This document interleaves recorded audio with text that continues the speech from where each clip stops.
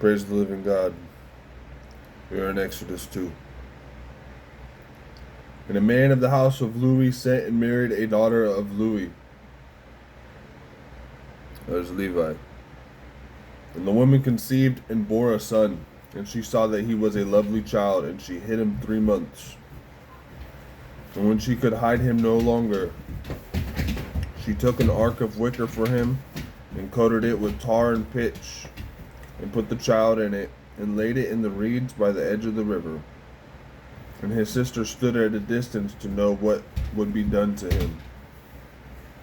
And the daughter of Pharaoh came down to wash herself at the river, and her young women were walking by the riverside. And when she saw the ark among the reeds, she sent her female servant to get it, and opened it, and saw the child, and see the baby wept. So she had compassion on him, and said, "This is one of the children of the Hebrews." And his sister said to Pharaoh's daughter, "Shall I go and call a nurse for you from the Hebrew women to nurse the child for you?" And Pharaoh's daughter said to her, "Go." And the young woman went and called the child's mother. And Pharaoh's daughter said to her, "Take this child away and nurse him for me, then I shall pay your wages." So the woman took the child and nursed him. And the child grew, and she brought him to Pharaoh's daughter, and he became her son. And she called his name Moshe, saying, "Because I have drawn him out of the water." And in those days it came to be, when Moshe was grown, that he went out to his brothers and looked at their burdens. And he saw a Mitzrayite striking a Hebrew, one of his brothers. So he turned this way and that way, and when he saw no one, he struck the Mitzrayite and hid him in the sand.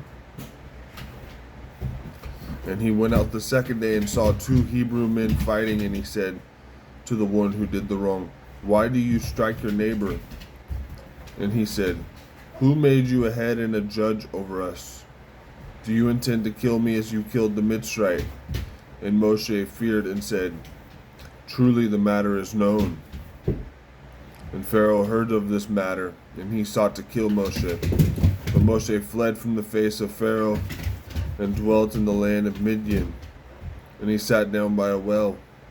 And the priest of Midian had 7 daughters, and they came and drew water. And they filled the troughs to water their father's flock. But the shepherds came and drove them away. Then Moshe stood up and came to their rescue, and watered their flock. And they came to Reuel, their father, and he said, "How is it that you have come so soon today?" And they said, "A Mitzrayite rescued us from the hand of the shepherds, and he also drew enough water for us and watered the flock." And he said to his daughters, "And where is he? Why did you leave the man? Call him and let him eat bread."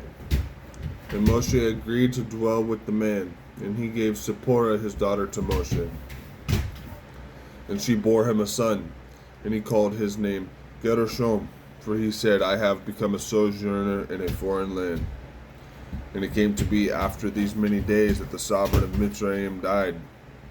And the children of Israel groaned because of the slavery, and they cried out. And their cry came up to Elohim because of the slavery. And Elohim heard their groaning, and Elohim remembered his covenant with Abraham, with Yitzchak, and with Jacob. And Elohim looked on the children of Israel, and Elohim knew. Thank you. Meow.